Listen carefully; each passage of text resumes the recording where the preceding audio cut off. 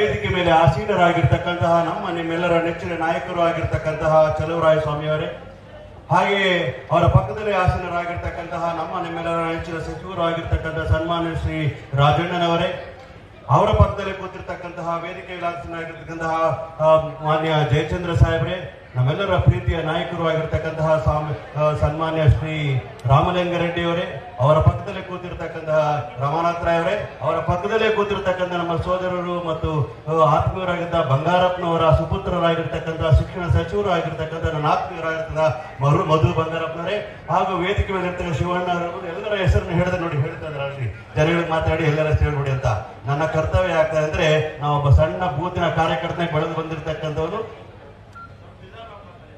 ಆಯ್ತು ಸರ್, ನನ್ನ ಬೆಳೆಸಿದವರೇ ರಾಮಲಿಂಗಾರೆಡ್ಡಿ ಅವರ ಆದೇಶ ಪಾಲನೆ ಮಾಡ್ಬೇಕಾಗಿರೋದು ನನ್ನ ಕರ್ತವ್ಯ. ಈ ವಿಚಾರಗಳಿಗೆ ಅಡ್ರೆಸ್ ಮಾಡೋದು ಸ್ವಲ್ಪ ಫಾಸ್ಟ್, ಆಮೇಲೆ ಸಬ್ಜೆಕ್ಟ್ ಸ್ಲೋ ಮಾಡೋಣ ಅಂತಕ್ಕಂಥ ವಿಚಾರ ಇರಲಿ.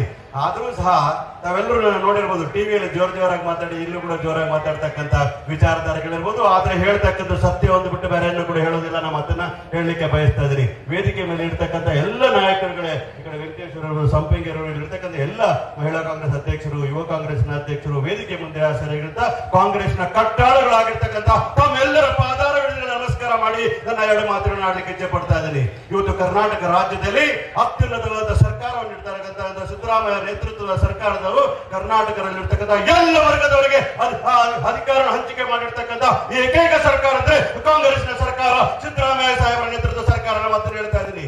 ನಮ್ಮ ಕಾಂಗ್ರೆಸ್ ಸರ್ಕಾರದಲ್ಲಿ ಜಾತಿ ಆಧಾರಿತ ರಾಜಕಾರಣವನ್ನು ಎಂದೂ ಮಾಡಿಲ್ಲ, ಮುಂದೇನೂ ಮಾಡಲಿಕ್ಕೆ ಪ್ರಶ್ನೆ ಇಲ್ಲ ಅಂತ ಹೇಳ್ತಾ ಇದ್ದೀನಿ. 13 ರಿಂದ 18 ಅಧಿಕಾರ ನಡೆದ ಸಂದರ್ಭದಲ್ಲಿ ಸಿದ್ದರಾಮಯ್ಯ ಸಾಹೇಬರ ನೇತೃತ್ವದಲ್ಲಿ ಕೊಟ್ಟಂತ ಆಡಳಿತ ಇಡೀ ದೇಶಕ್ಕೆ ಮಾದರಿಯಾಗಿದ್ದ ಆಡಳಿತ ಕೊಟ್ಟಂತ ನೇತೃತ್ವ ಯಾವ್ದಾಗಿದ್ರೆ ಅದು ಸಿದ್ದರಾಮಯ್ಯ ಸಾಹೇಬರ ನೇತೃತ್ವದ ಮಾತು ಹೇಳ್ತಾ ಇದ್ದೀನಿ. ಹಲವಾರು ಭಾಗ್ಯಗಳನ್ನು ಕೊಟ್ಟಂತಿರುವುದು, ಕೃಷಿ ಭಾಗ್ಯ ಇರುವುದು, ಶಿಕ್ಷಣಕ್ಕೆ ಇರ್ಬೋದು, ಆರೋಗ್ಯಕ್ಕೆ ಇರ್ಬೋದು, ಅಥವಾ ಇನ್ಯಾವುದೇ ಮಹಿಳೆಯರ ವಿಚಾರ ಇರುವುದು, ಎಲ್ಲರಿಗೂ ಕೂಡ ಕಾರ್ಯಕ್ರಮ ಕೊಟ್ಟಂತ ಯಾವ್ದಾದ್ರು ಸರ್ಕಾರ ಇದ್ರೆ, ಎಲ್ಲ ವರ್ಗಗಳು ಅಧಿಕಾರ ಕೊಟ್ಟ ಸರ್ಕಾರ ಇದ್ರೆ, ಅಂತ 5 ವರ್ಷಗಳ ಸರ್ಕಾರ ನಡೆಸುತ್ತ ಯಾರ ಇದ್ರೆ ಅದು ಸಿದ್ದರಾಮಯ್ಯ ಸಾಹೇಬ್ರ ಅಂತ ಹೇಳ್ತೀನಿ. ಅಂದಿನ ದಿನ ಅವತ್ತೊಂದೊಂದು ದಿವಸ ದೇವರಾಜ ಹೆಸರನ್ನ ಕಾಣ್ತಾ ಇದ್ರಿ, ತದನಂತರ ಸಿದ್ದರಾಮಯ್ಯ ಅವರ ನೇತೃತ್ವದ ಸರ್ಕಾರವನ್ನು ಕಂಡಿದ್ದು ನಾವು ಕರ್ನಾಟಕದಲ್ಲಿ ಅನುಭವಿಸಿದ್ದನ್ನು ಮಾಡ್ತಿರ್ತೀವಿ.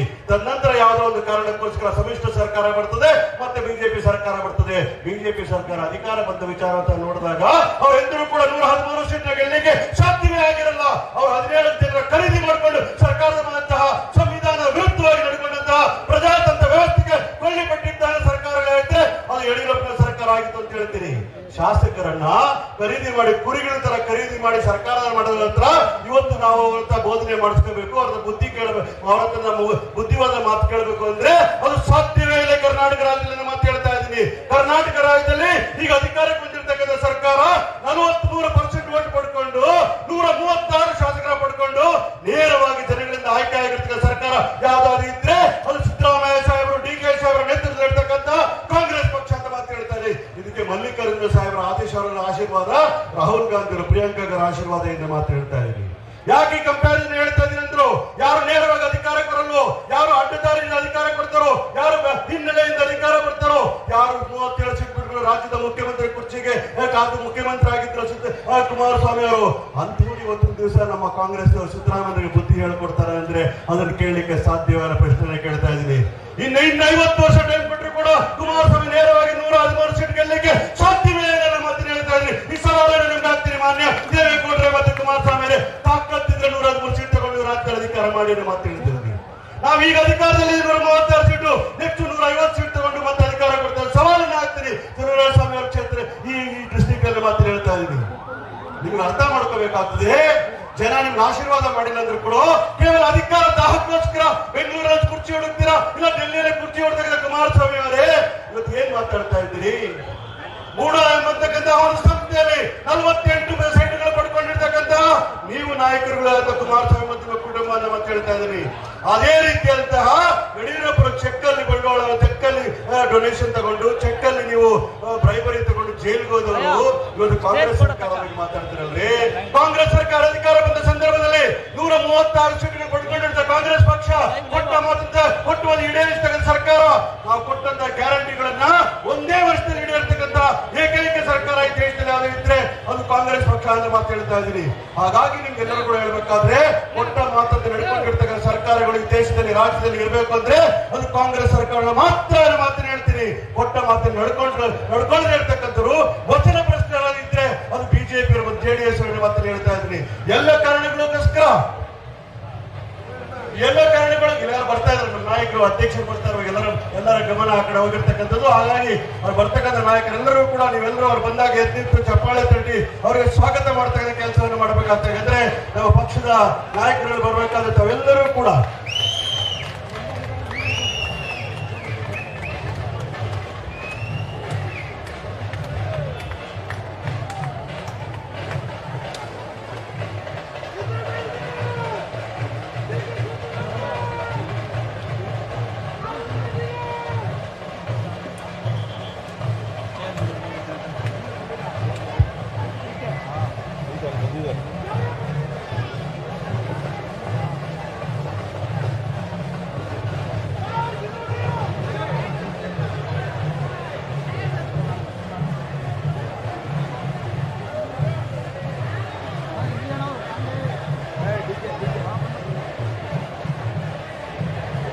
ವೇದಿಕೆಗೆ ಆಗಮಿಸ್ತಾ ಇರತಕ್ಕಂತಹ ನಮ್ಮ ನಿಮ್ಮೆಲ್ಲರ ನೆಚ್ಚಿನ ಧೀಮಂತ ನಾಯಕ ಹಾಗೂ ಕಾಂಗ್ರೆಸ್ ಪಕ್ಷದ ಅಧ್ಯಕ್ಷರು ಆಗಿರ್ತಕ್ಕಂತಹ ರಾಜ್ಯದ ಉಪಮುಖ್ಯಮಂತ್ರಿ ಆಗಿರ್ತಕ್ಕಂತಹ ಸನ್ಮಾನ್ಯ ಶ್ರೀ ಡಿ.ಕೆ. ಶಿವಕುಮಾರ್ ಸಾಹೇಬರ ಜೋರಾಗಿ ಚಪ್ಪಾಳೆ ಮೂಲಕ ನಾವೆಲ್ಲರೂ ಕೂಡ ಬೋಲೋ ಡಿ.ಕೆ. ಸಾಹೇಬ್ಗೆ, ಬೋಲೋ ಕಾಂಗ್ರೆಸ್ ಪಾರ್ಟಿಗೆ, ಬೋಲೋ ಡಿ.ಕೆ. ಸಾಹೇಬ್ಗೆ, ಬೋಲೋ ಡಿ.ಕೆ. ಶಿವಕುಮಾರ್ಗೆ ನಮ್ಮೆಲ್ಲರ ಪರವಾಗಿ ಇಲ್ಲಿರ್ತಕ್ಕಂತಹ ಮತ್ತೂರಿನ ಎಲ್ಲ ನಾಗರಿಕರ ಪರವಾಗಿ, ಎಲ್ಲ ಕಾಂಗ್ರೆಸ್ಸಿನ ಪರವಾಗಿ, ವೇದಿಕೆಯಲ್ಲಿರ್ತಕ್ಕ ಎಲ್ಲ ನಾಯಕರ ಪರವಾಗಿ, ನಿಮ್ಮೆಲ್ಲರ ಪರವಾಗಿ ನಾನು ಆದರದ ಸ್ವಾಗತವನ್ನು ಬಯಸ್ತಾ ಇದ್ದೇನೆ.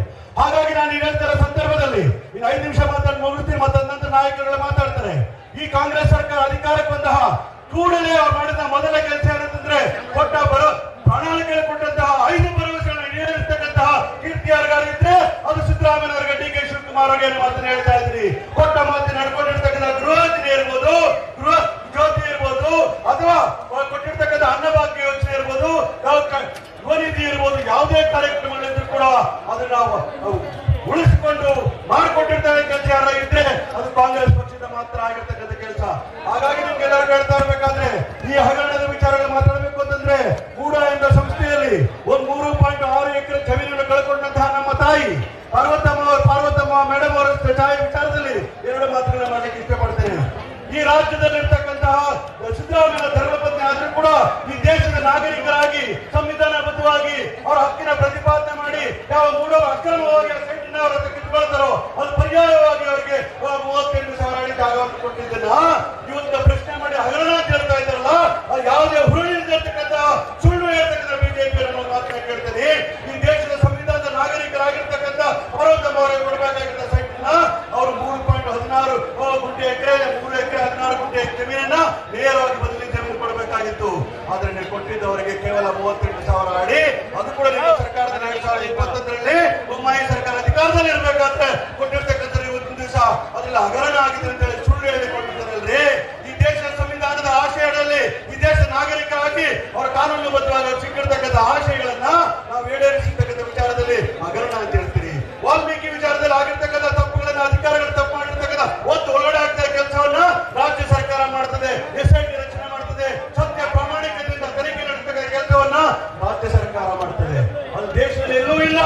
ಒಂದು ಕೇಸ್ಗೆ 3 ಏಜೆನ್ಸಿಗಳು ತನಿಖೆ ಮಾಡ್ತಕ್ಕಂಥದ್ದು, ಎಸ್ಐಟಿ ತನಿಖೆ ಮಾಡ್ತಕ್ಕಂಥದ್ದು, ಸಿಬಿಐ ತನಿಖೆ ಮಾಡ್ತಕ್ಕಂಥದ್ದು, ಇಡಿ ತನಿಖೆ ಮಾಡ್ತಕ್ಕಂಥದ್ದು, ಒಂದು ಕೇಸ್ಗೆ 3 ತನಿಖಾ ಏಜೆನ್ಸಿಗಳ ಕೆಲಸ ಮಾಡ್ತಕ್ಕಂಥದ್ದು ಇದೇ ಮೊದಲು ಕರ್ನಾಟಕ ರಾಜ್ಯ ಇಡೀ ದೇಶದಲ್ಲಿ ಹೇಳ್ತಾ ಇದ್ರಿ. ಹಾಗಾಗಿ ನೀವು ಹೇಳ್ತಾ ಇರ್ತಕ್ಕಂಥದ್ದು ಯಾವುದಾದ್ರೂ ಒಂದು ಮಾರ್ಗದಲ್ಲಿ, ವಾಮ ಮಾರ್ಗದಲ್ಲಿ ಈ ಸರ್ಕಾರಕ್ಕೆ ಪ್ರಯತ್ನ ಮಾಡ್ತಾ ಇದ್ರಿ. ಕೇವಲ ಸಿದ್ದರಾಮಯ್ಯನವರು ಮಾತ್ರ ಅಲ್ಲ, ಈ ರಾಜ್ಯ ಸರ್ಕಾರವನ್ನು ಕಿತ್ತೋಗಲಿಕ್ಕೆ ನೀವು ಮಾಡ್ತಾ ಇದ್ದ ಸಂಚು ಜನ ನೋಡ್ತಾ ಇದ್ದಾರೆ. ಜನ ಕ್ಷಮಿಸುವುದಿಲ್ಲ ಅಂತ ಹೇಳ್ತೀರಿ. 43% ವೋಟ್ ತಗೊಂಡಂತಹ ಈ ಕಾಂಗ್ರೆಸ್ ಸರ್ಕಾರಕ್ಕೆ ಜನಾಶೀರ್ವಾದ ಇರಬೇಕಾದ್ರೆ, ಈ ಮದ್ದೂರಿನ ಜನದ ಆಶೀರ್ವಾದ ಇರಬೇಕಾದ್ರೆ ಮಾನ್ಯ ಕುಮಾರಸ್ವಾಮಿ ಅವರು ಏನು ಮಾಡ್ಲಿಕ್ಕೆ ಆಗೋದಿಲ್ಲ, ಮಾಡೋಕ್ಕಾಗೋದಿಲ್ಲ. ನಿಮ್ಮ ಸಂಚಿನಿಂದ ನಮ್ಮ ಅಧ್ಯಕ್ಷನ ಜೈಲಿಗೆ ಕಳಿಸಿರ್ಬೋದು, ಆದ್ರೆ ಅವರ ಕೂದಲನ್ನು ಕೂಡ ಕಿತ್ಕೊಳ್ಳಿಕ್ಕೆ ಸಾಧ್ಯ ಆಗಿಲ್ಲ ಕುಮಾರಸ್ವಾಮಿ ಅಂತ ಹೇಳ್ತೀನಿ. ಅಂತ ಬುದ್ಧಿಮಂತ ನಾಯಕರು ಇರ್ಬೇಕಾದ್ರೆ, ಡೈನಮಿಕ್ ನಾಯಕ ಅಧ್ಯಕ್ಷನಾಗಿರ್ಬೇಕಾದ್ರೆ, ಪ್ರಾಮಾಣಿಕ ಸತ್ಯದಿಂದ ಸಂವಿಧಾನಬದ್ಧವಾಗಿ ಕೆಲಸ ಮಾಡತಕ್ಕಂಥ ಮುಖ್ಯಮಂತ್ರಿ ಅಧಿಕಾರದಲ್ಲಿ ಇರಬೇಕಾದ್ರೆ, ಎಲ್ಲ ವರ್ಗದವರಿಗೆ ಅಧಿಕಾರ ಹಂಚಿರ್ಬೇಕಾದ್ರೆ ಅಂತ ಒಂದು ಸರ್ಕಾರ ಕಿತ್ತೋಲಿಕ್ಕೆ ನೀವು ಸಂಚು ಮಾಡಿದ್ದೀರಲ್ಲ, ಈ ಸಂಚು ನಡೆಯುವುದಿಲ್ಲ ಕರ್ನಾಟಕ ರಾಜ್ಯದಲ್ಲೇ. ಕರ್ನಾಟಕ ರಾಜ್ಯದಲ್ಲಿರ್ತಕ್ಕಂಥ 6.5 ಕೋಟಿ ಕನ್ನಡಿಗರು ನಮ್ಗೆ ಆಶೀರ್ವಾದ ಮಾಡ್ತಕ್ಕಂಥ ಜನ ನಾವು ಇದ್ದೀವಿ, ನಿಮ್ ಜೊತೆಗೆ ಇರ್ತೀವಿ ಅಂತ ಮಾತು ಹೇಳ್ತೀವಿ. ಒಂದು ಮಾತು ಹೇಳ್ಬೇಕಾದ್ರೆ ಸಿದ್ದರಾಮಯ್ಯ ಸರ್ಕಾರ 5 ವರ್ಷಗಳ ಕಾಲ ಇರ್ತದೆ, ಡಿ.ಕೆ. ಶಿವಕುಮಾರ್ ಸರ್ಕಾರ 5 ವರ್ಷಗಳ ಕಾಲ ಇರ್ತದೆ. ಈ ಜನರ ಪಾದ ಸೇವೆಯನ್ನು ಮಾಡ್ತಕ್ಕ ಕೆಲಸವನ್ನು ಮಾಡ್ತೇವೆ. ಆ ಕಾರಣಕ್ಕೋಸ್ಕರ ನೀವೆಲ್ಲರೂ ಹೇಳ್ತಾ ಇರ್ತಕ್ಕಂಥದ್ದು, ನೀವೆಲ್ಲರೂ ಕೂಡ ಆಶೀರ್ವಾದ ಮಾಡಿದ್ರಿ. ಸರ್ಕಾರಕ್ಕೆ ಇನ್ನು ಬೆಂಬಲ ಕೊಡ್ತಕ್ಕಂಥ ಕೆಲಸವನ್ನು ಮಾಡಬೇಕಾಗ್ತದೆ. ಕುಮಾರಸ್ವಾಮಿ ಅವರಿಗೆ ಬುದ್ಧಿ ಕಲಿಸಬೇಕಾಗ್ತದೆ. ಯಡಿಯೂರಪ್ಪರ ಮಗನಿಗೆ ಬುದ್ಧಿ ಕಲಿಸಬೇಕಾಗ್ತದೆ. ಯಡಿಯೂರಪ್ಪ ಅಧಿಕಾರದಲ್ಲಿ ಇರಬೇಕಾದ್ರೆ ಅವ್ರ ಮಗ ಮಾಡಿರ್ತಕ್ಕಂತಹ ಕೋಟ್ಯಾಂತರ ಹಗರಣಗಳನ್ನ ಇಲ್ಲಿಗೆ ಬರ್ಲಿಕ್ಕೆ ಸನ್ನಿಧವಾಗಿದ್ದ ಮಾತಾಡ್ತೀನಿ. ನೀರಾವರಿ ಇಲಾಖೆಯಲ್ಲಿ ವಿಶ್ವನಾಥ್ ಹೇಳಿದ್ರು 20,000 ಕೋಟಿ ರೂಪಾಯಿಗಳ ಹಗರಣವನ್ನ ವಿಜಯೇಂದ್ರ ಅವರು ಮಾಡಿದ್ರು ಅಂತ ನಾನು ಹೇಳಿಲ್ಲ. ನಿಮ್ಮ ವಿಧಾನ ಪರಿಷತ್ ಸದಸ್ಯರು ಹೇಳಿದ್ರು ಅಂತ ಮಾತಾಡ್ತೀನಿ. ಹಾಗಾಗಿ ಹಗರಣಗಳ ಮನೆದೇವರು ಮಾಡ್ಕೊಂಡಿರ್ತಕ್ಕಂತಹ ಸುಳ್ಳಿನ ಮನೆಯವರು ಮಾಡ್ಕೊಂಡಿರ್ತಕ್ಕಂತಹ ಜೆಡಿಎಸ್ ಮತ್ತು ಬಿಜೆಪಿ ಅವ್ರನ್ನ ನಾವೆಂದೂ ಕೂಡ ಕ್ಷಮಿಸಬಾರ್ದು ಮತ್ತು ಅವರನ್ನ ಹೋರಾಟ ಮಾಡಬೇಕು. ನೀವೆಲ್ಲರೂ ಕೂಡ ಡಿ ಕೆ ಶಿವಕುಮಾರ್ ಕೈನ ಬಲಪಡಿಸ ಕೆಲಸ ಮಾಡಬೇಕು. ಸಿದ್ದರಾಮಯ್ಯ ಕೈನ ಬಲಪಡಿಸೋ ಕೆಲಸ ಮಾಡಬೇಕು. ಈ ರಾಜ್ಯದಲ್ಲಿ ಕಾಂಗ್ರೆಸ್ ಅನಿವಾರ್ಯ, ದೇಶದಲ್ಲಿ ಅನಿವಾರ್ಯ ಅಂತ ಹೇಳ್ತಾ ನೀವೆಲ್ಲರೂ ಕೂಡ ಇಷ್ಟು ಜನ ಸೇರೋದಕ್ಕೆ ನೀವೆಲ್ಲರ ಪಾದಾರಗಳನ್ನು ಬಳಸ್ತೀನಿ. 2 ಮಾತು ಮುಗಿಸ್ತೇನೆ. ಜೈ ಹಿಂದ್, ಜೈ ಜೈ ಹಿಂದ್, ಜೈ ಕರ್ನಾಟಕ. ಇಷ್ಟೊಂದು ನಮ್ಮ ಪಕ್ಷದ ಬಗ್ಗೆ ತಮ್ಮ ಮನದಾಳದ ಮಾತನ್ನ, ಹಾಗೆ ವಿರೋಧ ಪಕ್ಷದ ಭಾಗ ಅವರು ನಮ್ಮ ಬಗ್ಗೆ ಆಡಿರುವ ನೋವಿನ ಮಾತುಗಳಿಗೆ ಗಟ್ಟಿಯಾಗಿ